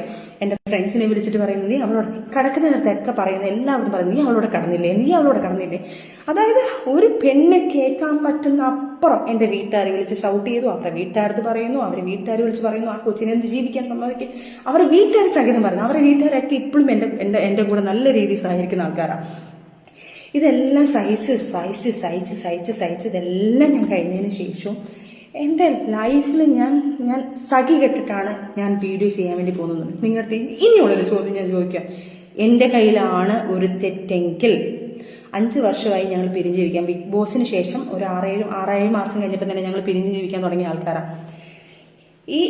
ഞാനൊരു വിൻഡോവിനകത്ത് വന്ന് പറഞ്ഞു, ഒരു ഇയറിനെ കുറിച്ച് പറഞ്ഞിട്ടുണ്ടായിരുന്നു, പറഞ്ഞു എന്തോ ഞങ്ങൾ പിരിഞ്ഞിട്ടുണ്ടായിരുന്നു എന്നുള്ളത്. അത് 2.5 വർഷം കഴിഞ്ഞിട്ടേ ഉള്ളൂ, 2.25 വർഷമായിട്ടേ ഉള്ളൂ അത് ആ വീഡിയോ വന്നിട്ട്. അതിനകത്ത് ഞാൻ വ്യക്തമായിട്ട് പറയുന്നുണ്ട്, ആ വീഡിയോ ക്ലിപ്പും കൂടെ നിങ്ങൾ ദയവ് ചെയ്തിടണം. ഞങ്ങൾ കുറേ നാളുകളായിട്ട് ഞങ്ങൾ പിരിഞ്ഞ് ജീവിക്കുകയാണ്. ഞങ്ങളിപ്പം അത് പക്ഷേ പൂച്ചം സംസാരിക്കാൻ തുടങ്ങി, ആൾക്കാർ പറയാൻ തുടങ്ങി ഞങ്ങൾ ഡിവോഴ്സ് ആണെന്ന് പറയാൻ തുടങ്ങി. അത് വേറൊരു രീതിയിലോട്ട് ആവാതിരിക്കാൻ വേണ്ടി ഞാനിപ്പം മീഡിയയിൽ വന്ന് പറഞ്ഞു. ഞാനാണ് ആദ്യമായിട്ടൊരു മീഡിയയിൽ വന്ന് സംസാരിക്കുന്നത്. ഈ പറയുന്ന തെറ്റ് എൻ്റെ കയ്യിലാണെങ്കിൽ ഒരു കോമൺ സെൻസ് നിങ്ങൾ ചിന്തിച്ചാൽ മതി. ആ സമയത്ത് ഈ പറയുന്ന ആൾ എൻ്റെ കൂടെ ഉണ്ടെങ്കിൽ, ഞാൻ അതിന് വേണ്ടിയിട്ടാണ് ഈ വീഡിയോ ചെയ്യുന്നുണ്ടെങ്കിൽ, തൊട്ടുപുറകെ ഇയാൾക്ക് അറിയാവുന്ന കാര്യമല്ലേ, ഇയാൾ വെച്ചേക്കുമോ, ഇയാൾ ഇതെല്ലാം വന്ന് വിളിച്ച് പറയത്തില്ല ഇയാൾ. എനിക്ക് അങ്ങനൊരു സാധനം ആ പുള്ളി എനിക്കിനി തെളിയിക്കാൻ എനിക്ക് ആകെപ്പാടെ എൻ്റെ ഒരു കൂട്ടുകാരിയുടെ മെസ്സേജുകൾ മാത്രമേ ഉള്ളൂ. ഞാനും പുള്ളിയായിട്ട് നമ്മളിപ്പോൾ പൊങ്ങച്ചത്തോടെ പറയും, ഈ പുള്ളിക്കാരനെ ഇത്ര വർഷമായിട്ട് എനിക്ക് പരിചയമാണ്, ഇത്ര വർഷമാണ്, അങ്ങനെ പറഞ്ഞ് പോയിട്ടുണ്ടായിരിക്കും. ഞാൻ 4 വർഷമോ 5 വർഷമോ 10 വർഷമോ എന്നൊക്കെ ഞാൻ പറഞ്ഞിട്ടുണ്ടായിരിക്കാം. 10 വർഷമൊന്നും ഞാൻ പറഞ്ഞിട്ടില്ല. ഇനിയിപ്പോൾ അത് പിടിച്ചുകൊണ്ട് ആൾക്കാരുടെ അടുത്ത് പറയല്ലേ ദേവിയത്. ഇതിനകത്ത് പറയുമ്പോൾ പേടിയാണ് സത്യം പറഞ്ഞാൽ. 4 വർഷത്തെ പരിചയം എന്ന് പറഞ്ഞു കാണുമായിരിക്കും. ആ സാധനം ഞാൻ തെളിവ് കാണിക്കാം. ഒറ്റ എന്നൊരു മൂവി സമയത്ത് ഞാൻ ഈ പറഞ്ഞ പുള്ളിയെ ഞാൻ പരിചയപ്പെടുന്നു. ആ സമയത്ത് അതിനകത്ത് ആ സിനിമയിൽ എൻ്റെ ഒരു കൂട്ടുകാരി പാടിയിട്ടുണ്ടായിരുന്നു. ആ പുള്ളിക്കാരിയുടെ ഒരു ഇതിനകത്ത് ഞാൻ കൂടെ പോയ സമയത്ത് ആ സമയത്ത് പുള്ളിക്കാരനെ ഒന്ന് കണ്ടിരുന്നു. ഞാൻ സാറെന്ന് പറഞ്ഞു ഞാൻ നിന്നിട്ടുണ്ട്. അവിടെ ഞങ്ങൾ 2 പേരും കൂടെ നിന്ന് പുള്ളിക്കാരി പാട്ട് പറഞ്ഞു. ഞാൻ മിണ്ടിയിട്ട് പോലുമില്ല പുള്ളിക്കാരനടുത്ത്. അവിടെ നിന്ന് ഇറങ്ങിയപ്പം എന്നെ ആ ഒരു ക്യാരക്ടറിന്, അതായത് ലാസ്റ്റ് സ്കെഡ്യൂൾ ഒരു ആ സിനിമ കാണുന്നവർക്കറിയാം, അവസാന സ്ക്രീനിൽ ഞാനൊരു ഹെയർ ഹോസ്റ്റസ് ആയിട്ട് നമ്മൾ വന്നിട്ടുണ്ട്. അപ്പം ആ ഒരു അതായത് ഇൻഡിഗോടെ അല്ല, ഹെയർ ഇന്ത്യയോ ഹെയർ എക്സ്പ്രസ്സോ അതിൻ്റെ എന്നാണ്ടൊരു എയർ ഹോസ്റ്റസ് ആയിട്ട് ചെയ്യാനായിരുന്നു. അപ്പം അതിന് വേണ്ടിയിട്ട് എന്നെ വിളിച്ചപ്പം എന്നെ വിളിക്കുന്നത് കോൺടാക്ട് ചെയ്യുന്നത് അവൾക്ക് മെസ്സേജായിട്ട്, അവളുടെ കയ്യിൽ ആ സ്ക്രീൻഷോട്ട് ഉണ്ട്. അത് ഞാൻ നിങ്ങൾക്ക്, അവൾ നാട്ടിൽ വരട്ടെ, നാട്ടിൽ വന്ന ഉടനെ അതിൻ്റെ സ്ക്രീൻഷോട്ടും ഡേറ്റും എല്ലാം ഞാൻ കാണിച്ചു തരാം, ആ ഇയർ കാണിച്ചു തരാം. അന്നേരം പുള്ളി ചോദിക്കുന്നു, ആ കൂടെ വന്ന കുട്ടിക്ക് അഭിനയിക്കാൻ താല്പര്യമുണ്ടോ, ഇങ്ങനെ ഉണ്ടെങ്കിൽ ഈ ഒരു ക്യാരക്ടർ ചെയ്യാൻ താല്പര്യമുണ്ടെന്ന് പറയുന്നു. എൻ്റെ നമ്പർ കൊടുക്കുമെന്ന് ചോദിക്കുന്നു. അപ്പം ഞാൻ പറയും, എടി നീ കൊടുത്ത് അയച്ചേക്ക്, നീ അയക്കും. ഞാൻ അങ്ങനെയാണ്, കാരണം ഇതിൻ്റെ സമയത്ത് ഞാൻ ഡിപ്രഷൻ അടിച്ച് കുറേ പ്രശ്നങ്ങളിൽ നിൽക്കുകയാണ് ഞാൻ. അപ്പം ഞാൻ നീ കൊടുത്തേക്കെന്ന് പറയുന്നു. അവളാണ് ഈ നമ്പർ കൊടുക്കുന്നതും. ആ സിനിമയുടെ സമയത്താണ് ഞാൻ പുള്ളിയെടുത്തൊന്ന് സാറിന് വിളിച്ച് സംസാരിക്കുന്നത്. അതിനുശേഷം ലൈഫിലുണ്ടായ പ്രശ്നങ്ങളോട് നല്ല ഫ്രണ്ട്ഷിപ്പായി. ആ സാധനമാണ് ഈ 4 വർഷം മുന്നേ 10 വർഷം മുന്നേ ഞാൻ എൻ്റെ ജീവിതം തകരാൻ ഈ പുള്ളി കാരണമാണെന്നുള്ള സാധനം സ്ക്രിപ്റ്റോട് ഉണ്ടാക്കിയത്. എനിക്ക് വയ്യ, ദയവ് ചെയ്ത് ഈ പ്രശ്നങ്ങളും കൂടെ ആ മനുഷ്യൻ, നമ്മളൊരു ഹെൽപ്പ് ചെയ്യുന്ന ഒരു മനുഷ്യൻ, നമ്മൾ ഒരു ബാക്ക് ബോണായിട്ട് നിൽക്കുന്ന ഒരാളിനെ വലിച്ച് കീറി കൊന്ന് ഇത്രയും ഒരു നികിഷ്ടമാക്കി വെച്ചത്, പ്ലീസ് അങ്ങനെയുള്ള കാര്യങ്ങൾ പറയരുത്. ശരിയാ, എൻ്റെ കയ്യിൽ നിന്ന് കുറേ തെറ്റുകൾ പറ്റിയിട്ടുണ്ട്. ഞാൻ തെറ്റ് പറ്റിയിട്ടില്ലെന്ന് പറയുന്നില്ല. ഞാനും ഒരു വീഡിയോ ഒക്കെ ഇട്ട് നമ്മൾ കുറച്ച് സാധനങ്ങളൊക്കെ ഇട്ടതിൽ അതിനാണ് ഇത് വിവാദമായെന്ന് പറയുന്നു. പക്ഷേ അതിനു മുന്നേ എന്നെ ഇതിങ്ങനെ ഇയാൾ പീഡിപ്പിക്കാൻ തുടങ്ങിയിട്ടുണ്ടല്ലോ. ഈ പീഡനം കുറേ നാൾ കൊണ്ടുണ്ട്, കുറേ നാൾ കൊണ്ടുണ്ട്. ഓക്കെ, അറ്റ് പ്രസൻറ്റ് ഞാൻ ഇത്രയും സാധനം ചുരുക്കി ഞാനൊരു കംപ്ലൈൻ്റ് ആക്കി. ഇനി പറയാൻ പോകുന്ന കാര്യങ്ങൾ വരെ ഇവൻ നല്ലതാണെങ്കിൽ ഓക്കെ, എന്നെക്കുറിച്ച് പറയാൻ ഞാൻ അങ്ങനെ നടക്കുന്നു, ഞാൻ ഇങ്ങനെ നടക്കുന്നു. ഇവൻ എനിക്ക് ഡിവോഴ്സ് തന്നിട്ടില്ലായിരുന്നു. ഇവൻ ഡിവോഴ്സ് തരാമെന്ന് പറഞ്ഞു. ലാസ്റ്റ് ഞാൻ പറഞ്ഞു എനിക്ക് ടോർച്ചറിങ് കഴിഞ്ഞിട്ട് ഞാൻ പറഞ്ഞു എൻ്റെ കൊച്ചിനെ ടോർച്ചർ ചെയ്തെന്ന്, എൻ്റെ ടോർച്ചർ ചെയ്യുന്നത് ഇതെല്ലാം ഞാനൊരു വീഡിയോ ആക്കി ഞാൻ പുറത്ത് പറയാൻ പോവാം. ഞാൻ പറയാത്തൊരു കാര്യം എൻ്റെ മോനെ ഓർത്ത് മാത്രം. ഇത് കുഞ്ഞുങ്ങൾക്ക് ഭയങ്കര ബാധിക്കും, ഈ കുഞ്ഞുങ്ങൾക്ക് ബാധിക്കും എന്ന് പറഞ്ഞുകൊണ്ടാണ് ഞാൻ ഇത്രയും നാൾ അയാൾക്കും, കാരണം ഞാൻ പറയാൻ ഇയാളെക്കുറിച്ചുള്ള കുറ്റങ്ങൾ ഞാൻ വെളിയിൽ വന്ന് പറയാത്തത്, ഞങ്ങൾ ഈ പിരിഞ്ഞു എന്നുള്ളത് പറയാതെ കാരണം, ഞങ്ങൾ ഇന്ന കാരണമാണെന്ന് ഞാൻ പറയാത്തൊരു കാരണം, അവനും അവൻ്റെ പപ്പായ നാളെ സ്കൂളിൽ വരുമ്പം അവൻ്റെ പപ്പ കാണാൻ വരുന്നു. അവനോട് ഞാനൊന്നും പറഞ്ഞിട്ടില്ല, എൻ്റെ കുഞ്ഞിനെ പപ്പ എന്ന് പറഞ്ഞ ജീവന. അപ്പോൾ ഈ കുഞ്ഞിനെ പപ്പ കൊണ്ടാക്കാൻ പോകുമ്പോൾ എടാ നിൻ്റെ പപ്പ ഇന്നാണക്കല്ലേടാ എന്ന് പറയരുത് എന്ന് പറഞ്ഞ് പേടിച്ചിട്ടാണ് ഞാൻ ഇതൊന്നും വെളിയിൽ പറയാതെ ക്ഷമിച്ച് ഇത്രയും ആയത്. പക്ഷേ അപ്പോഴും ഞാൻ അവൻ്റെ പപ്പ നല്ലതാണെന്ന് അറിയിപ്പിക്കാൻ വേണ്ടി ഞങ്ങൾ മ്യൂച്വലായിട്ട് എടുത്ത തീരുമാനമാണെന്ന് പറഞ്ഞ് ഞാൻ അതിന് സോൾവ് ചെയ്യുന്നു. കാരണം പുള്ളിക്കാരന് പറഞ്ഞേ പറ്റത്തുള്ളൂ വന്ന് ചാനലിൽ. പുള്ളിക്കാരൻ എന്തെങ്കിലും മിണ്ടിക്കാൻ ഞാൻ ഈ കാര്യങ്ങളൊക്കെ എടുത്തു കൊടുക്കും. പുള്ളിക്കാരൻ അറിയാം, അല്ലാതെ സ്നേഹം കൊണ്ടോ പേടിച്ചിട്ടോ ഒന്നും, അല്ലാതെ ഇതുകൊണ്ടൊന്നും ബഹുമാനം കൊണ്ടൊന്നും അല്ല പുള്ളിക്കാരൻ അത് പറഞ്ഞത്. പുള്ളിക്കാരൻ എന്തെങ്കിലും പറഞ്ഞാൽ ഞാൻ ഇതെല്ലാം എടുത്ത് വെളിയിലിടുന്നു, പുള്ളിക്കാരൻ അറിയാം. അപ്പോൾ ഈ കാര്യങ്ങളൊക്കെ വന്നു, ഈ സാധനങ്ങൾ. അതുകൊണ്ടാണ് ഞാൻ ആ സമയത്ത് ഇതൊന്നും പറയാഞ്ഞത്.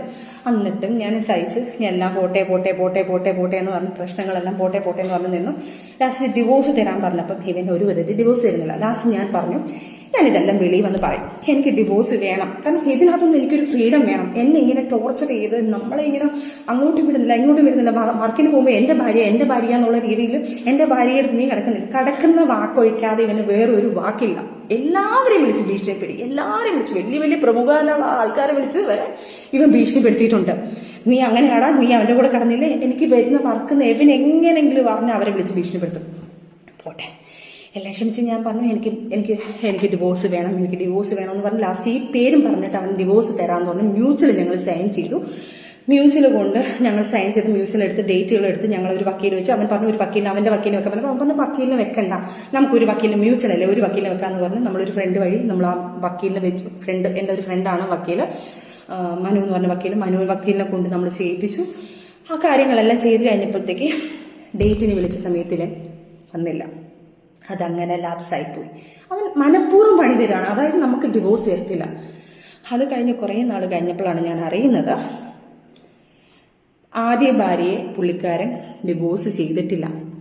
എന്നെ പറ്റിച്ചാണ് ഇയാൾ മാരേജ് ചെയ്തേക്കുന്നത്. അന്ന് ഞാൻ ആദ്യം പറഞ്ഞതിനകത്ത് പറയുന്നുണ്ട്, ആദ്യ സമയത്ത് ഇയാൾക്ക് ഈ മതങ്ങളെ വിശ്വാസമില്ല എന്ന് പറയുന്ന കാരണം പള്ളിയിൽ പോയി നമ്മൾ ഇത് അന്വേഷിക്കുമ്പോൾ പള്ളിയിൽ പറയും ഡിവോഴ്സ് ആയിട്ടില്ല, ഇവരുടെ ഡിവോഴ്സ് ആയതിനു ശേഷം അടുത്ത് നമുക്ക് നിക്കാഹ് നടത്താമെന്ന് പറയും. അത് മറച്ചു വെച്ചിട്ടാണ് ഇവരെല്ലാം നമ്മൾ ഈ കല്യാണം എന്ന് പറഞ്ഞാൽ ഈ രജിസ്റ്റർ മാരേജ് എന്ന് പറഞ്ഞ സാധനം ചെയ്യുന്നത്. രജിസ്റ്റർ മാരേജ് അവർ ചെയ്തിട്ടില്ലായിരിക്കാം മേ ബി, അതുകൊണ്ടായിരിക്കുമല്ലോ എനിക്ക് രജിസ്റ്റർ മാരേജ് ചെയ്തത്. ഈ സാധനം ചെയ്ത് കഴിഞ്ഞതിന് ശേഷം ഞാൻ അറിയുന്നു ഇയാൾ ആ വൈഫിന് പോലും ഡിവോഴ്സ് കൊടുത്തിട്ടില്ല. ആദ്യത്തെ വൈഫിനെ 200 പവനോളം അയാളുടെ അടുത്ത് യൂസ് ചെയ്തിട്ടുണ്ട്. അയാൾ ആഡംബര ജീവിതത്തിന് വേണ്ടി അയാളെ കല്യാണം ആഡംബരമായിട്ട് നടത്തിയത് 19 പവൻ എടുത്തിട്ട് ഇയാൾ ആ സ്വർണം കൊണ്ടുവന്ന ഉടനെ തന്നെ അടുത്ത ദിവസം വിൽക്കുന്നു. അതിൻ്റെ തെളിവുകളും കാര്യങ്ങളും എല്ലാം പുള്ളിക്കാരിയുണ്ട്. പുള്ളിക്കാരിയും ഇതുപോലെ ഓർത്തഡോക്സ് ഒരു ഫാമിലി, ഒരു ഭയങ്കര ഒരു റെപ്യൂട്ടഡ് ഫാമിലിയിലുള്ള ഒരു പുള്ളിക്കാരിയാണ്. അവരും ഇവനെ പേടിച്ചാണ് ജീവിക്കുന്നത്. കാരണം ഇവൻ ഒരു മീഡിയയിൽ നിൽക്കുന്ന ഒരു പേഴ്സൺ ആയതുകൊണ്ട് ഇവൻ എന്ത് പറയുന്നോ അവർക്ക് മീഡിയയിൽ വരാൻ താല്പര്യമില്ല. അപ്പം മീഡിയയിൽ വന്ന് പറയുമ്പം മീഡിയയിൽ പറയുന്ന ആൾക്കാർ അതാ വിശ്വസിക്കത്തുള്ളൂ, ആൾക്കാരെല്ലാം വിശ്വസിക്കുന്നുണ്ട്. അവരും പേടിച്ചാണ് ജീവിക്കുന്നത്. അവർ സംസാരിച്ചപ്പം ഏകദേശം ഞാൻ അനുഭവിച്ച അതേ പീഡനമാണ് അവരും അനുഭവിച്ചിട്ടുള്ളത്. ആ ഒരു കുഞ്ഞിനിപ്പം 17 വയസ്സായി. ആ കുഞ്ഞിനെ പോലും ഒരു തരി സ്വർണം ഏതോ വീഡിയോയിൽ ഇട്ടെന്നുള്ളത് അറിയാം, ഏതോ ഒരു വീഡിയോയിൽ വന്നിട്ടുണ്ട്, ഒരു തരി സ്വർണം പോട്ടെ ഒരു തരി മുട്ടായി മേടിച്ചു കൊടുക്കട്ടെ അവൻ ഒരു ചെലവിന് പോലും കൊടുത്തിട്ടില്ല. എന്നിട്ട് പോലും ഈ കാര്യങ്ങൾ വരുമ്പം പ്രശ്നങ്ങൾ വരുമ്പോഴത്തേക്ക് ഈ കാര്യം പറഞ്ഞു ഡിവോഴ്സിൻ്റെ കാര്യങ്ങളും ഈ കാര്യങ്ങളൊക്കെ മനസ്സിലാക്കിയിട്ട് ലാസ്റ്റ് ഇവൻ പറയുന്നു ഈ കുഞ്ഞിനെ ഇതിൻ്റെ ഇടയ്ക്ക് ഞാൻ എൻ്റെ മൈൻഡ് വേറെ ഇങ്ങോട്ട് പോയി, അതുകൊണ്ടാണ് സോറി. അപ്പം ഈ ലാസ്റ്റ് ഇവരും പറയുന്നു ഈ ഡിവോഴ്സ് ചെയ്തിട്ടില്ല എന്ന്. അപ്പം എൻ്റെ മാരേജ് ഇല്ലീഗലാണ്. അന്നേരം ഇവൻ ചെയ്ത് വെച്ചേക്കുന്നത് എന്നെ കഴിച്ചേക്കുന്നത് ഇല്ലീഗൽ മാരേജാണ്. അപ്പം ഇവൻ ഇത്രയും ദ്രോഹം ചെയ്ത പോരെ. പിന്നെ ഈ പ്രശ്നങ്ങൾ തുടങ്ങാൻ കാരണം ഒരു 5 സെൻറ്റ് സ്ഥലം വീടും എനിക്കുണ്ട്. ആ വസ്തു ഞാൻ അവൻ്റെ പേരിലോട്ട് എഴുതി കൊടുത്താൽ അവൻ എനിക്ക് ഡിവോഴ്സ് തരാമെന്നാണ് പറയുന്നത്. ഇത് ഞാൻ പറഞ്ഞു പറ്റത്തില്ല, എനിക്ക് എൻ്റെ കുഞ്ഞുങ്ങളാണ്, എൻ്റെ കുഞ്ഞുങ്ങൾക്ക് വേണ്ടിയിട്ടുള്ളത് നിങ്ങൾക്ക് അടിച്ചു പൊളിക്കാനും ഇതൊന്നും ചെയ്യാനും പറ്റത്തില്ല. ഇപ്പം ജപ്തിയായി കിടക്കുകയാണത്. എൻ്റെ പേരിലാണ് ലോൺ എടുക്കുന്നത്, എൻ്റെ പേരിലേക്ക് ആ വീടിന് 15 ലക്ഷം രൂപയ്ക്ക് ഒരു ലോൺ എടുത്തിട്ടുണ്ട്. അത് ലാപ്സായി കിടന്നത് എൻ്റെ ലാസ്റ്റ് അതും ജപ്തിയുടെ ഘട്ടത്തിൽ. എനിക്കൊരു ക്രെഡിറ്റ് കാർഡ് അതെൻ്റെ തലയിലാക്കി. ഇവനൊരു ബുള്ളറ്റ് ഞാനൊരു ഗിഫ്റ്റായിട്ട് കൊടുത്തൊരു ബുള്ളറ്റ് ഉണ്ട്, അതിനും മാസം അടയ്ക്കാമെന്ന് പറഞ്ഞിട്ടാണ് ഞാൻ ആദ്യത്തെ എമൗണ്ട് വെച്ചിട്ട് അവന് ഗിഫ്റ്റ് കൊടുക്കുന്നത്. അതും എൻ്റെ തലയിലായി സിവിൽ സ്കോർ വെച്ചിട്ട് എൻ്റെ മൊത്തം എനിക്കിപ്പോൾ ഒരു ലോൺ പോലും എനിക്കൊരു പേഴ്സണൽ ലോൺ പോലും എടുക്കാൻ പറ്റാത്ത രീതിയിൽ എന്നെ കുരുക്കിയിട്ടേക്കവൻ. ഇതെല്ലാം ചെയ്ത് ഞാൻ അങ്ങേയറ്റം ഞാൻ നിൽക്കുക. ഇനി എനിക്ക് പറ്റില്ല, എന്നെ ഇത്രയും ഞാൻ സഹിച്ച് ഇവിടം വരെ ഞാൻ എത്തിയിട്ടുണ്ട്. ഇനി എനിക്ക് സഹിക്കാൻ വയ്യ, എന്നെ കൊണ്ട് ഇതെല്ലാം പറയിപ്പിച്ചാണ്. ഇനി എൻ്റെ കുഞ്ഞുങ്ങളെ പോലും ഇനി ഒരു പക്ഷെ ഞാൻ ഇത് പറഞ്ഞില്ലെങ്കിൽ എൻ്റെ കുഞ്ഞുങ്ങളെ കൊണ്ട് നോക്കേണ്ടത് ഞാനാണ്, ഈ 2 കുഞ്ഞുങ്ങളെ നോക്കേണ്ടത്.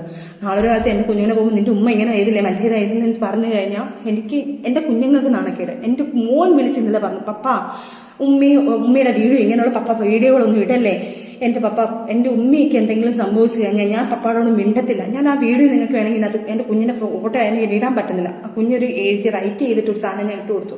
കാരണം ഇവൻ എന്നിട്ട് ആ കുഞ്ഞ് പോലും പറയുന്നത്, എന്നിട്ട് ഞാൻ ഞെട്ടിപ്പോയി. എൻ്റെ മോൻ പറയുന്നത്, പപ്പ ഞാൻ ഇനി 5ാം ക്ലാസ്സിലാണ്, എന്നെ എല്ലാവരും കൂടെ കളിയാക്കും, പപ്പ ഒന്നും ഇങ്ങനെ പറയല്ലേ, ഉമ്മി പപ്പായെ സപ്പോർട്ട് ചെയ്തല്ലേ വീഡിയോ ഇട്ടത്, ഉമ്മിക്ക് വേണമെങ്കിൽ പപ്പ എന്ത് വേണമെങ്കിൽ ഇത്തിരി കാര്യങ്ങളൊക്കെ വേണമെങ്കിൽ പറയാമല്ലോ എന്ന് എൻ്റെ കുഞ്ഞ് ചോദിച്ചു.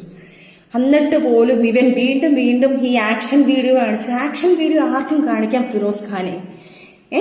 ഞാൻ ആക്ഷൻ അല്ല കാണിച്ചത്, ഞാൻ നിയമത്തിനാണോ പോയിരിക്കുന്നത്? എൻ്റെ കയ്യിൽ തെറ്റുണ്ടെങ്കിൽ ഞാൻ നിയമത്തിനോട് പോകത്തില്ല. എൻ്റെ കയ്യിൽ തെറ്റുണ്ടെങ്കിൽ ഞാൻ ആദ്യമായിട്ടൊരു വീഡിയോ ഇതുപോലൊരു കാര്യത്തിൽ എടുത്തില്ല. ഇനി എന്തോ ആയിക്കോട്ടെ, ഇയാൾ ആദ്യത്തെ ഭാര്യയെ വിളിച്ചിട്ട് ഇന്നലെ പുള്ളിക്കാരിയും വിളിച്ച് ഭീഷണിപ്പെടുത്തുന്നുണ്ട്. ഏതോ ഒരു വീഡിയോ വന്നു, നിന്നെക്കുറിച്ച് ഇങ്ങനെ പറയൂടി, ഞാൻ അങ്ങനെ പറയൂടി, നീ അങ്ങനെ ചെയ്തു എന്ന് പറയൂടി, നീ ഏതവനോടെ പോയി എന്ന് പറയൂടി. ഇതേ സംഭാഷണം തന്നെയാണ് ഞങ്ങൾ എല്ലാവരും ഇട്ട് ഇയാൾ ഒരുമാതിരി വൃത്തികെട്ട രീതി. അവർക്ക് പേടിയാണ്, കാരണം മീഡിയയിൽ വന്ന് ഇയാൾ പറയുമ്പം ആൾക്കാർ അതേ വിശ്വസിക്കത്തുള്ളൂ. അവർക്ക് മീഡിയയിൽ വന്ന് മീഡിയ പേഴ്സണായിട്ട് വന്ന് സംസാരിക്കാൻ അവരുടെ ഫാമിലി അങ്ങനെയാണ്. അവർ അത്രയും റിപ്പോർട്ടർ ഫാമിലി ആയതുകൊണ്ട് അവർക്കത് പറയാൻ പറ്റുന്നില്ല. അവർക്ക് 200ഓളം 150ഓളം പവൻ അവർക്ക് മിസ്സായിട്ടും അവർ സഹിയായിട്ട് നിൽക്കുക. കുഞ്ഞിന് പോലും ഒരു ചെലവിന് കൊടുക്കുന്നില്ല. ഇത്രയും ചെയ്തിട്ട് പോലും ഞങ്ങൾ 2 പെണ്ണുങ്ങൾ ഇതിനകത്ത് കടന്ന് പീഡനപ്പെട്ടുകൊണ്ടിരിക്കുക. ഇയാളുടെ കണ്ണിൽ ഞങ്ങൾ വെറും വേഷ്ടികളാണ്, ഞങ്ങൾ വെറും പന്നലുകളാണ്, ഞങ്ങൾ വെറും തെണ്ടികളാണ്. പക്ഷെ ഈ തെണ്ടികളാണല്ലോ 2 കുഞ്ഞുങ്ങളെ ഞങ്ങൾ നോക്കുന്നത്. ഞങ്ങൾ കഷ്ടപ്പെട്ടാണെന്ന് വളർത്തുന്നത്, ഞങ്ങൾ അധ്വാനിച്ചാണ് നോക്കുന്നത്. ഈ ഞങ്ങളെ കിടന്ന് എന്തിനാണ് ഈ തെണ്ടി ഇങ്ങനെ കിടന്ന് പറഞ്ഞുകൊണ്ടിരിക്കുന്നത്? സഖി കേട്ടിട്ടാണ് ഞാൻ ഇതെല്ലാം പറഞ്ഞു പോകുന്നത്. എനിക്ക് വയ്യ. അത് കഴിഞ്ഞിട്ടാണ് തീവ്രമായിട്ടാണ് ഓരോ കാര്യം, ഇവൻ്റെ കാര്യങ്ങൾ പല കാര്യങ്ങളും ഞാൻ അറിയുന്നുണ്ട്. എൻ്റെ ലൈഫിൽ നിന്ന് എഴുതിവിട്ട ഞാൻ ഇതാക്കണം? എൻ്റെ ലൈഫിൽ ഒരാൾ വന്നിട്ടുണ്ടോ, വന്നിട്ടില്ലയോ, ഇനി ആര് വരുന്നോ, ഇവൻ എന്തിനറിയണം? ഇവൻ കാണിച്ചു കൂട്ടുന്ന പ്രോകൃതം ഞാൻ അതും കൂടെ ഇതിനകത്ത് മെൻഷൻ ചെയ്തിട്ടുണ്ട്. എനിക്ക് ഒരാൾ ഒരു വിവരം പറഞ്ഞിട്ടുണ്ട്. അതിൻ്റെ സത്യാവസ്ഥ ഞാൻ വിളിച്ചു തിരക്കിയിട്ടുണ്ട്. പക്ഷേ അതൊരു മൈനർ കേസാണ്. ഒരു 17 വയസ്സ് സ്വന്തം മകളുടെ പ്രായമുള്ള ഒരു കുഞ്ഞിനെ ഒരു ഹോട്ടലിൽ കൊണ്ട് ഇവൻ കൊണ്ട് ഉപയോഗിച്ചിട്ടുണ്ട്. ആ കുഞ്ഞിനെ പ്രേമമെന്ന് പറഞ്ഞ് നടിച്ചിട്ട് ആ കുഞ്ഞിനെ ഭയങ്കരമായിട്ട് ആ കൊച്ചു കുറേ ഗിഫ്റ്റുകൾ കൊടുത്തിട്ടുണ്ട്. അതിൻ്റെ പേരോ ഡീറ്റെയിലോ ഒന്നും ഞാനിവിടെ പറയുന്നില്ല. അതൊരു മൈനറാണ്. അത് എൻ്റെ അടുത്ത് റിക്വസ്റ്റ് ചെയ്യാണ്, എൻ്റെ പേരിൽ ഒരിക്കലും എൻ്റെ പേര് ഇതിനകത്ത് എടുത്തിടല്ലേ, എൻ്റെ പേരിനകത്ത് എനിക്ക് കല്യാണം കഴിക്കാനുള്ളതായി, എനിക്ക് തെറ്റ് പറ്റിപ്പോയതാ ഒരിക്കലും. ഞാൻ ആ കുഞ്ഞിനെ എൻ്റെ മകളെ പോലെ, അല്ലെങ്കിൽ ഫിറോസിൻ്റെ മകളെ ഞാൻ ഒരു മകളെ പോലെ, എൻ്റെ മകളെ പോലെ ഞാൻ കാണുവാണ്. ആ കുഞ്ഞിൻ്റെ പ്രായമുള്ള ഒരു കുഞ്ഞ് എൻ്റെ അടുത്ത് റിക്വസ്റ്റ് ചെയ്യാണ്. അതുകൊണ്ട് ഞാൻ അത് എടുത്തില്ല. പക്ഷെ ലീഗലി ഞാൻ മൂവ് ചെയ്യുന്നുണ്ട്. ആ കുഞ്ഞിൻ്റെ പേര് വെളിയിൽ വരാതെ ഈ ഒരു കാര്യം ഞാനതൊരു ഇതിനകത്ത് റിപ്പോർട്ട് ചെയ്തിട്ടുണ്ട്. ആ കുഞ്ഞിൻ്റെ കാര്യം തിരക്കി കണ്ട് ലീഗലി ഇവൻ്റെ വെളിയിൽ ഒരു മൈനർ കേസിനെ ഈ കുഞ്ഞിനെ പീഡിപ്പിച്ച കാര്യം വെളിയിൽ വരണം. ഇനി എനിക്ക് നാണക്കേടും, എനിക്കും എൻ്റെ കുഞ്ഞിനെ നാണക്കേട് നോക്കിയിട്ട് കാര്യമില്ല. അതും ഞാൻ ലീഗലി കൊടുത്തിട്ടുണ്ട്. അത് മൂവ് ചെയ്യട്ടെ. അത് സത്യാവസ്ഥ എന്താണെന്ന് ഈ ലോകം അറിയട്ടെ. ഇവൻ്റെ തെണ്ടിത്തരം വെളിയിൽ അറിയണം.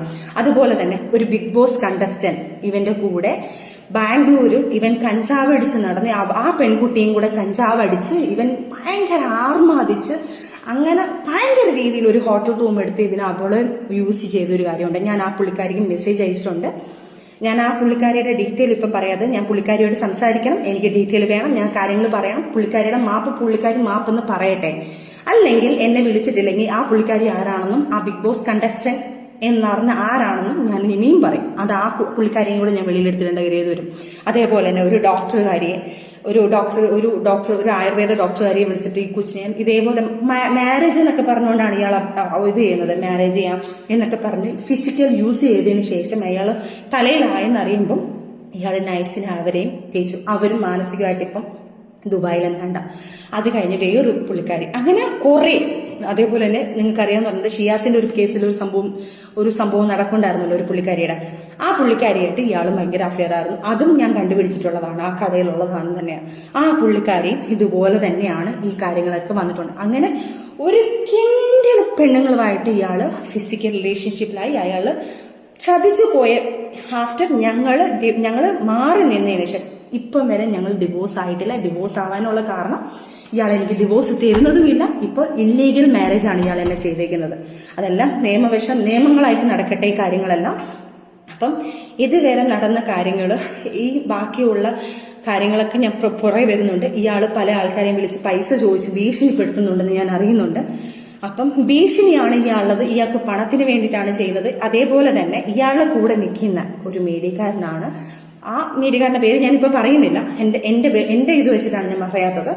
അയാളുമായിട്ട് ഒരു 6-7 മാസം മുന്നേ ഇത് വെൽ പ്ലാൻഡ് ആണ്. ഇങ്ങനൊരു സംഭവം ക്രിയേറ്റ് ചെയ്തെടുക്കണം, ഇങ്ങനൊരു പ്രശ്നം ഉണ്ടാക്കണം, ഇവരുടെ ഇടയ്ക്ക് പ്രശ്നം ഉണ്ടാകും, ഈ ഒരു സാധനം പൊട്ടിത്തെറിക്കും, ആ സമയത്ത് ഈ സാധനങ്ങൾ ചെയ്യും. ഇവരുടെ കൂടെ നിന്ന ഒരു സുഹൃത്ത് തന്നെയാണ് നമുക്കിതെല്ലാം പറഞ്ഞു തന്നിരിക്കുന്നത്. തെളിവ് സഹിതമാണ് നമുക്കിതെല്ലാം കിട്ടിയിരിക്കുന്നത്.